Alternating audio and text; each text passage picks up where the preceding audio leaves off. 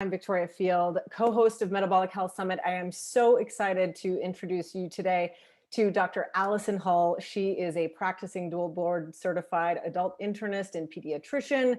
She has a background in human nutrition and a huge passion for the science of behavior change. And she's kicking off a clinical trial in collaboration with Dr. Dominic D'Agostino and Dr. Angela Poff. Welcome, Dr. Allison Hull. I'm so excited to dive into metabolic health today with you. I'm just so happy, honored to have this conversation with you. Absolutely. Yeah, so there's a lot of ground to cover today. And before we kind of get into the specifics of the study that you guys are talking about, which by the way, just got IRB approval, which is so exciting. Congratulations. Literally hours ago. literally hours ago as we speak, hot off the press. So exciting. So before we dive into the study and sort of what it entails, which is fascinating, I really want to get into who you are and talk a little bit about how you've become an expert in metabolic health and ketogenic nutrition, and also share sort of the personal side of the story for you and kind of how it started as you became a mother. If you would be so kind as to explain where it started for you. Well, I've always had a passion for nutrition. It was my undergraduate degree. But of course, what I learned at the University of Florida and what I promote, practice, teach now is light years apart, just like most of us now. And then as a physician, I always wanted to do primary preventative care with the focus on nutrition. I've been practicing medicine for about 12 years now outside of residency. And yes, I see babies, to 100 in my practice, which is just beautiful. But over the years of practicing medicine, that dogma of low fat and low cholesterol and caloric restriction, none of it was working for my patients. Everyone was diabetic, everyone's obese, everyone's miserable. So there was some kind of, let's kind of read between the lines a little bit. Let me start researching on some other avenues. And I would see kind of articles and kind of books come up here and there. And so I started digging a little bit deeper. But honestly, one of the biggest catalysts was my son, who just turned 12 yesterday. When he was an infant, I was breastfeeding him. And he was failure to thrive as an infant. I was failure to thrive as an infant. Now I kind of have a better understanding as why. But I kind of figured a little bit like, oh, I'm really small. I'm 5 feet tall. I'm 100 pounds. He's just taking after me. But long and short, as he progressed in infancy, come to the realization as we started working things up that he had a significant milk protein intolerance. And at the time, I consumed a ton of dairy, a ton of soy. And when I radically took that out of my diet, it definitely helped him thrive as a baby. And I had to not just avoid dairy, but soy, because about 30% of cross reactivity in that intolerance. And so I'm now looking at all these food labels in a different perspective than I ever looked at before, trying to avoid soy in everything I ate. And I was like, oh my goodness, there is soy lecithin in everything, from a bread to a cracker to like a pretzel.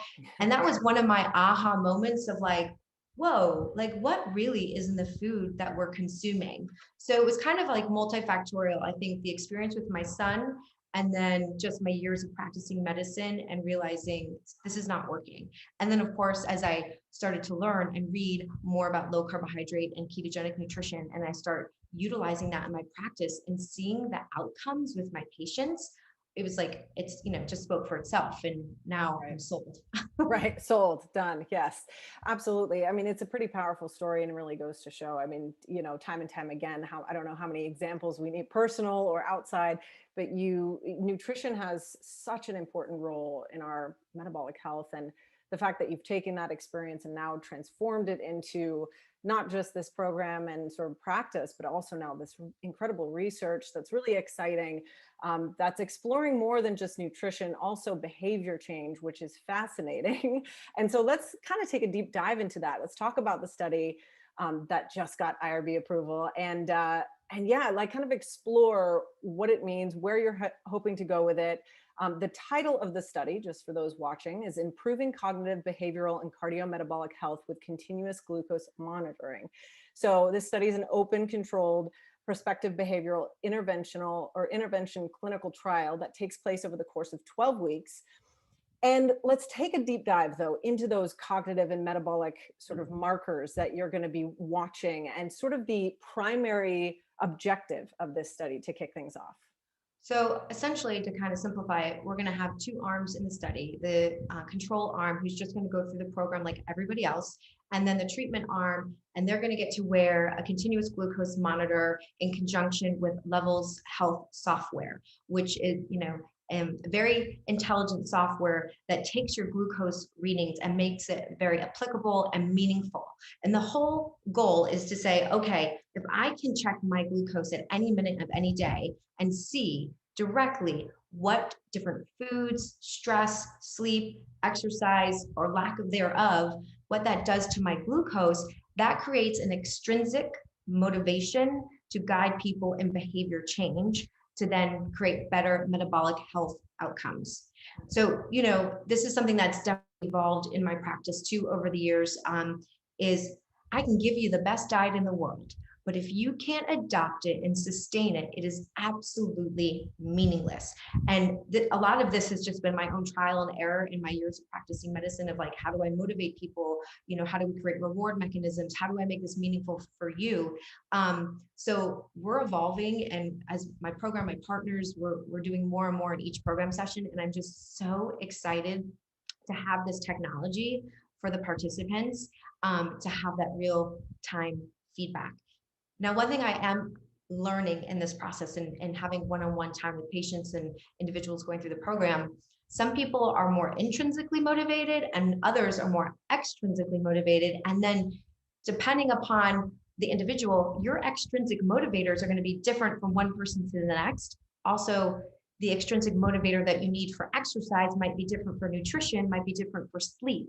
Right. So we have to be so intentional and strategic and lining all of these things up so we can adopt and sustain the behavior changes to make this be lifelong and not just temporary. Absolutely. I couldn't agree more. I think it's taken some time for the research that involves the ketogenic diet and nutrition to sort of gain some momentum, because some say it's sort of an issue of compliance, right? So if we can sort of improve that, and maybe that's through CGM, gosh, it's so fascinating to actually have a study that explores this important piece. Why do you think CGM might be valuable in that process when it comes to helping people stick to a diet or a healthy lifestyle change? Well, one, it kind of forces you to be self-aware and really learn how different foods affect you.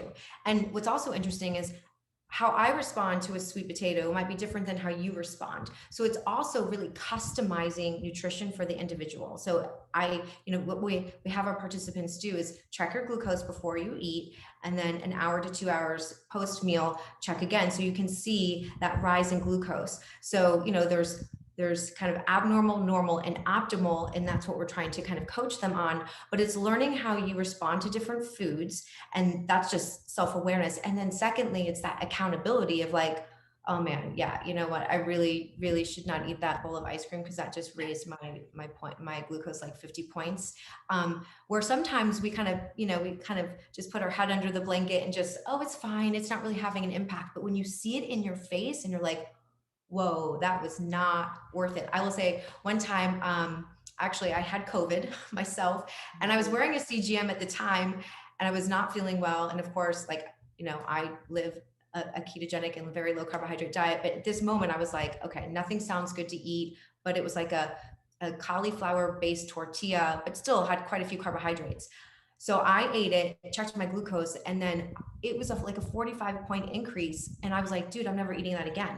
And I haven't. It wasn't Right. worth it. So that's a big piece is, just learning how you respond to foods, make it in your face, like you probably don't want to eat this. And then for the foods that, you eat a salad with some salmon for your dinner and your glucose rises 10 points, you're like, oh, now that's the feedback I'm wanting. Then it's like reward mechanism kicks in, dopamine. So it's all about anytime we're trying to create a new habit, you have to connect dopamine to the routine, to the behavior in order to elicit the steps needed to create a habit formation. So we need some type of positivity. And of course, that dopamine surge from seeing my glucose rise only 10 points, ideally is more meaningful than the dopamine surge I get when I eat the ice cream from that like sugar high, so to speak. Right. So it's all about igniting dopamine to kind of connect that habit formation to want to do it again and again and again. That makes a lot of sense. I mean, gamifying, it's sort of like gamifying, if you Yes. will, Yeah. which Yeah. has been shown to be so effective in a variety of areas. And this specifically, I'm just very excited to see the results of how that may potentially make a difference when it comes to seeing that direct feedback. I think you're right. You're less likely. I mean, even with, I have something like a Aura ring for my sleep, and the next day I feel great, but I see on my Aura that I got a score of like 60 that day. And I'm like, well, I have to do something different. So Right. even with sleep hygiene, so it's really interesting how that can kind of immediately change your perspective. So what markers, so you've got, this study is going to go for about 12 weeks, is my Yes. understanding. 50 participants. It's going to involve your wellness program, which I want to get into more specifics of what that looks like. But what are you guys going to be assessing specifically when it comes to tracking lifestyle behavior change and metabolic health markers specifically? So for the metabolic health markers, of course, glucose.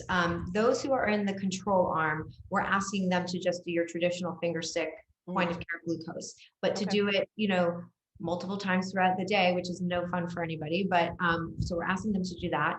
And then biometric markers, we're getting A1C, insulin levels, lipid profiles.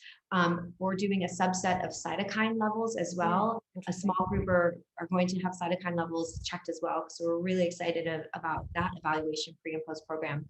And then of course, blood pressure, waist circumference, BMI, all those metrics. As far as more the behavior change, so we have a bunch of different surveys that they're going to be completing pre, midway, post. So, and even some surveys including like depression screens, some evidence-based screening for depression, anxiety, and then what we call our intuitive survey, which is just kind of those kind of confidence, energy, sleep quality. We're also going to have them track their hours of sleep and quality of sleep as they go throughout the program as well. So all of these things are meant to show the before, the midway, and after, and that beautiful change that will hopefully take place. And then in this next program, for the first time, we're doing what's called a motivational navigator. So we really want to help people identify what moves them, what's going to motivate them. So we have kind of a self-awareness kind of process that they're going to go through to help them identify those motivators. So we're going to teach them how to connect that to the routine of eating the salad, going for the run, getting to bed on time, and connecting that behavior to the reward to once again feedback, click on that dopamine to want to do again, again, and again. Wow, that's pretty thorough, I would say. I was taking a look at sort of what it was including, and it's just it's really going to be interesting to see. And I love the fact that you are including things like sleep and whatnot in this whole process, because there's certain things that are so critical in monitoring things like overall wellness. So tell us a little bit about the program itself and what that looks like, because it's more than just, as you kind of have touched upon, it's more than just nutrition. If you want to explain the depths of what that program looks like in the context of the study, I do know that there's maybe some additional things that are outside of the program that you're testing for and whatnot, but what does that program in general look like? So it is a 12-week multidisciplinary approach to wellness. It is not just nutritional. We actually start the first 3 weeks with all those cognitive training pieces, right? We identify those motivators, how to set and achieve goals, how to be intentional and strategic in that. We teach our participants how to utilize detours. So right, we all use food for reasons far beyond I'm hungry, fill in the blank, I'm stressed, I'm happy, I'm sore, I'm celebrating, it's an addiction, all of those pieces. So we got to first deal with that if we ever want to make changes with our nutrition long term. So we teach them how to do that. And it's funny because inevitably people, when you join the program, everyone's like, I want to rip this off like a band-aid and I want to change my diet day one dramatically. Well, the science of behavior change shows that that is really not effective for most of us. So we actually make incremental changes every single week up until week 5, when at that point we are like out and running with those nutritional changes. But we also want to make sure we don't dramatically change the nutrition too much in the beginning, because we're focusing so much on that underlying foundational reason why are we doing this, and then building upon that. So That's a huge component of it. And then, yes, we do, of course, teach the science behind low carbohydrate and ketogenic nutrition. Of course, there's so much misinformation out there, right? What does a ketogenic diet look like? It is not eating bacon and cheese all day long. We need lots of green things in our diet. And actually, we build every week on that. We get to the point where they're eating 6 to 8 servings of green things a day. We build their protein goals. And in actuality, most people are eating far less protein when they're doing this program than they would elsewhere, where a lot of times, what is the argument? Oh, it's a really high protein diet. That's not healthy. Well, not a well-formulated low carb ketogenic diet. It's not high protein, it's adequate protein.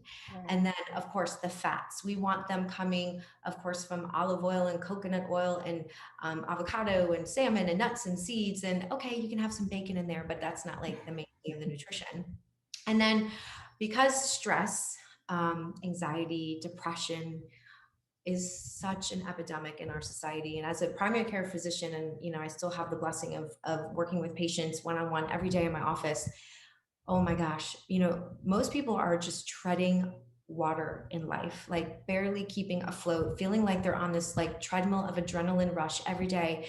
And we want to teach everyone, no, let's take a step back, like exhale.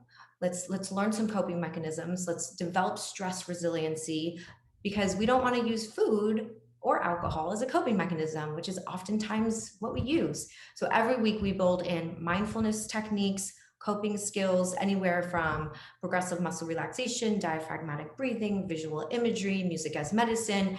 So that way we have this like arsenal of mindfulness tools. So we learn to use other things in life other than food or whatever negative thing you want to put in the blank. So yes, and then we talk about sleep, we talk about fitness, we get people moving. And what I love about the fitness is people think about fitness, so I look at in a bathing suit oftentimes, right? But we no, guys, fitness, let's talk about cognitive health. You want to talk about a way to make yourself smarter and more creative, more productive? Let's make some brain-derived neurotrophic factor by going for a walk every day. So I think we reshape and kind of reframe how people perceive a lot of these kind of health habits, why they should do them and how they should do them. And at the end of the program in 12 weeks, the most common feedback we get is two things. One is it's life-changing. Once again, people join because they want to change their diet, they want to lose weight. That's usually why people join, or they're interested in a ketogenic diet and they want some help. But what they don't anticipate is all the many beautiful things that they're going to gain in the process. So that's number one. Number two, what people say is trust the process, right? Because once again, people are like, I want to change my diet on day one. I don't need this foo-foo like mindfulness stuff. So people think they know what they need, Right. and then they fight against us a little bit. And then once they get to the end of the 12-week, they're like, okay, you knew what you were doing. Okay, that's great. I mean, it's like a complete education process from A to Z, which is great. Not to mention the fact that you are focusing on mental health, which is such a key component, especially right now. I mean, with the pandemic and the prevalence of it. And, I'm sure now more than ever, many of the people in the study are going to be benefiting greatly from going through that process and learning maybe other tools besides food and things like that to manage stress is so hugely helpful. Even if they might have been a little apprehensive to start, learning some of those coping strategies are huge. So I want to talk though about your practice as well. And then we can kind of go back to the study, because I think what you do is fascinating. The fact that you work with not just children, but you also work with the parents and sort of have the ability to really make a difference in the whole family. And I'm sure that comes with many benefits, getting both sort of sides in the room, but also some challenges when it comes to, implementing lifestyle changes or just overall health improvement when you're having these conversations. If you want to talk a little bit more about that from sort of a practice perspective and what you've seen. So when we're talking about nutrition and weight in children, it's such a sensitive subject, and I have to be very gentle in how I communicate with the parents, because parents can take it very offensively if you say, your child's overweight, what are you feeding them? Clearly this is your fault, so you kind of have to be very cautious. The beautiful thing about, because a lot of times those parents are my patients and even the grandparents, is if I focus on the parent, there's going to be a direct impact on that child. And the research shows, I mean, I could talk to a child, even a teenager, until they're blue in the face. But unless I get that parent to change their health habits, it's never going to trickle down. So I Right. have the benefit of being able to talk to that parent as a patient. Hey, let's focus on your health, your well-being. And then, oh, by the way, this is the impact it's going to have on your kids. And that's one thing that we have seen time and time again with the program is I have a parent go through it and there's this peripheral effect on the entire family. And before you know it, everybody's health habits have changed. So sometimes all I need is one family member, and then there's the ripple effect. Um, but then too, because of my background in nutrition and because I see all ages, I also have the luxury of when I'm seeing my pediatric patient, when I'm talking to this 10, 12-year-old and I say, okay, guys, I know what happens down the road. I know the health of your grandparents and your great grandparents. And I can tell you, we can offset so many of those disease processes if you right now, this at age 10 and 12, just make some good autonomous decisions. So I kind of put it in the parents, court, but I definitely try to encourage the kids as well, because I do have that kind of ability to see what happens lifelong. And I think that gives me a little bit more credibility as the doctor. I'm not just a pediatrician, but I take care of your grandparents too. Um, Right. I do think that helps. And what's really cool is sometimes the kids are the ones cheerleading the parents on. Oh, And that's if cool. I have a kid who's, a strong leader, super motivated, I use that. Okay, now it's your turn to get your parent to go for the walk and make sure they're getting their vegetables at dinner. It is really so beautiful that I truly get to work with the entire family from newborn to, the grandparents, because I truly get to know these individuals. And some of these families, I've been seeing ever since I started practicing 12 years ago. And so and I think that helps, people trust me. And being a mom, and I have my own trials and tribulations of getting my kids to eat their vegetables too. But I think people can, we connect in that way. And this is a funny story, if I'm going to tell a funny story. Please. My son, the one time, so yes, I'm a pediatrician, but I'm not my kid's pediatrician. And there was one time that my husband took my kids to the pediatrician for their annual checkup. And I think my youngest son, I think it was like 5 or 6 at the time. And the doctor said to my son, "What's your favorite vegetable?" And my son said, "A hot dog." Um, Oh my gosh, that's amazing. so I tell that story all the time to say, hey guys, I can relate. My son does not run to the dinner table to eat his green beans. I get it. But as the parent, if we model it, if that's what we offer, and if we celebrate it, they're going to be much more inclined to eat it themselves. And I also say to the parents, listen, I understand we can't force them to eat the salmon and broccoli. We don't have control over that. But what we have control over is not making the Doritos, donuts, and Pop-Tarts available Mhm. in the home. And if they're not available, then they'll be more inclined to eat the salmon and broccoli. Right. So, tricks of the trade. I always say to my parents, as a mom, I'm a much better pediatrician because I know exactly what you're going through. So yeah. Absolutely. You have that personal experience, and that's hilarious. The fact that you're like, you mean broccoli, right? Yeah. A hot dog. I was like, what? Oh, I'm mortified. Oh my gosh, that's quite hilarious. But the fact that you have that experience and can relate, and just you have the complete family dynamic and the ability to bring both sides into the equation. And sometimes the kids motivate the parents and vice versa. That has to be such an incredibly rewarding job that you've got. And I don't know how you Oh, balance it all, but that's so amazing. I will tell you, since I've been doing this program and I've really been able to truly see my patients' lives change. I mean, every day I am so much more fulfilled. I mean, I definitely have periods of, burnout as a doctor, as most, but I really think as physicians, oh, if we could really teach and lead our patients to live healthier, adapt healthy habits, because the change is so dramatic. The Yeah. patients come in, they feel better, we get them off of medications, they have this confidence they never had before. They don't have the aches and pains like they had before. I mean, on and on and on and on. It's just every day I'm like fueled by that, which is, yes, my schedule's crazy. I'm insane, but I know what I'm doing is so meaningful and it's making a difference. So that's the only fuel I need. And I'm just going to keep going. That's so great. No, absolutely. And it's what fueled this study, which is going to provide such great and amazing information, especially for other physicians or people looking to maybe try to help their patients. And what can I do to potentially improve Yeah. behavior change? Because I think that's one of the biggest battles when it comes to, just lifestyle, is you just constantly hear it time and time again, especially with the ketogenic diet. It's too hard, it's Yeah. too difficult. And I think, you know, you see all this exciting research going on, but you don't see as much the behavior change piece and measuring that. And I think that's where this is going to be a really exciting study to kind of see what happens. So I'm really looking forward to the results. And there may be some people watching who might want to participate in this. Say they live in Tampa or maybe outside and potentially want to fly in.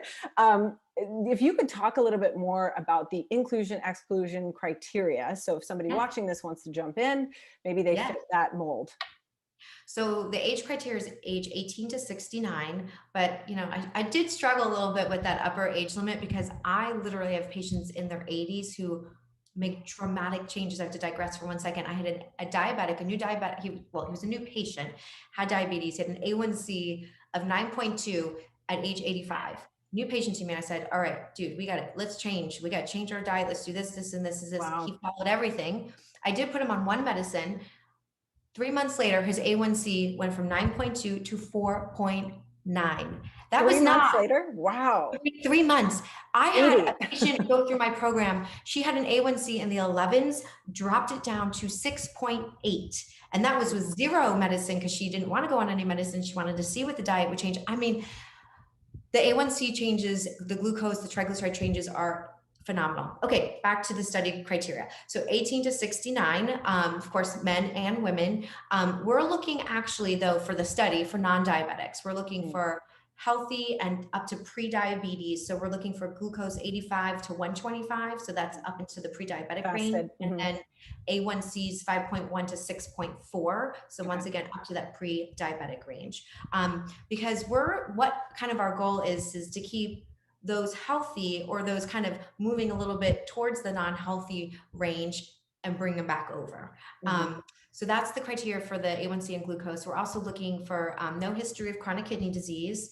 Of course, no one consuming or taking any weight loss medications currently or in the last 3 months, preferably no history of disordered eating like anorexia or bulimia, and a BMI of at least 20. So we prefer that, not to be underweight. So yeah, that's kind of the nuts and bolts of the criteria. And yes, preferably Tampa Bay because we want participants to come in for their pre and post program evaluations. But if you're willing to fly, we'll talk to you. That's awesome. And where can people go to, contact you, to learn more, to see if they qualify and can? So our website, www.yourwellbeingtribe.com. That's all one word. And then Kelly Matthew is my partner who is our direct contact. We can also email her at kelly@yourwellbeingtribe.com. But our website is a great resource. There's a phone number there. Actually, let me see if I have that phone number accessible. I don't. Okay. That's okay. We can always post it. Yep. Yeah, the phone number is on the website. So if you're interested, go to the website, email Kelly, and we will definitely hook you up. And we're, of course, on social media too. That's a way to connect with us. Facebook through the Wellbeing Tribe. And then Instagram is my personal Instagram, which is at Dr. Allison Hull, but you can always reach out to me that way as well. Awesome. That's wonderful. Thank you for that information. I'm sure you'll have some interest there. And what in talking to other physicians, we do have physicians watching, academics and whatnot. What would you say, just in terms of like your experience in using ketogenic metabolic therapies?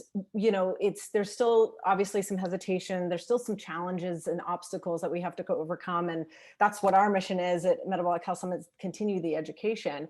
What would you say to a fellow physician interested in maybe utilizing something like this, but it feels kind of daunting and overwhelming? Well, number one, I would say, trust the science. And we've been doing this program for 4 years and our outcomes are consistent every single program session. So number one, we do see an average weight loss of, 18 pounds on average, and that is between the low carb and ketogenic track. Those following the ketogenic track, we see an average of about 22 pounds of weight loss. It equates to between 8 and 10% of body weight loss. We see dramatic improvements in those triglyceride levels. I mean, we typically see on average about a 30% reduction in triglycerides. Yes, and A1C is about a 17 to 20% reduction. Fasting glucose, about a 15% reduction. Systolic blood pressure, roughly 10% reduction. And then waist circumference, 3 to 4 inches from that waistline. So, and I have such great confidence now that we have been doing it for 4 years and we continue to see those consistent outcomes. So that's number one. I would say trust the science. Oh, and then the fatty liver. Let's talk about the fatty liver. So I have a radiologist that works with me who is as passionate as I am about ketogenic nutrition. So he, all day long, he's sitting in his dark room, looking at screens, looking at the insides of people and seeing so much visceral fat, right? Yeah.